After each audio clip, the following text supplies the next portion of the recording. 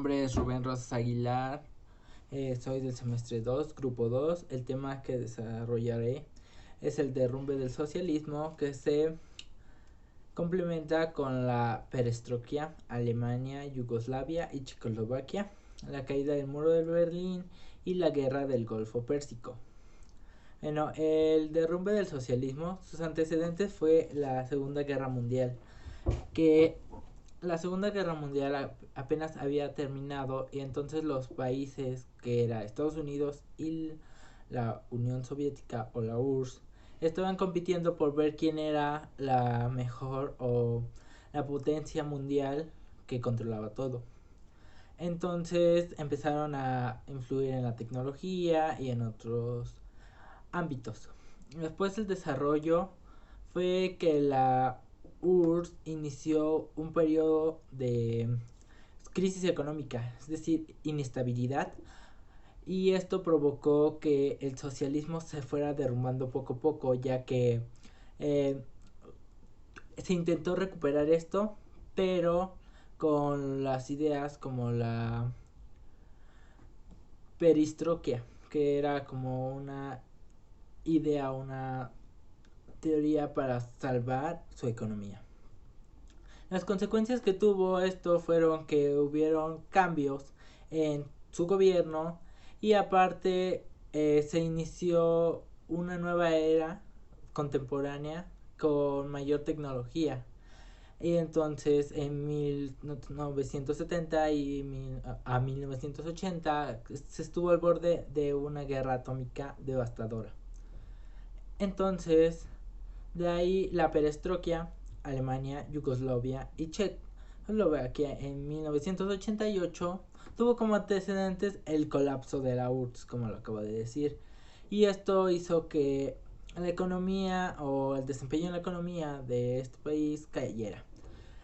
Los líderes intentaron salvar y por eso crearon la perestroika, que era una reforma económica para salvar su economía, entre que se conformaba mayormente por jóvenes de esa época.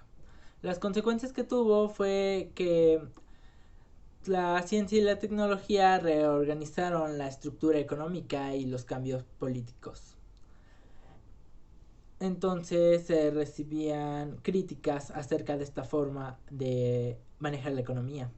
La caída del muro de Berlín el 9 de noviembre de 1989 tuvo como antecedentes la Segunda Guerra Mundial, dividida en sectores soviético, estadounidense, francés e inglés.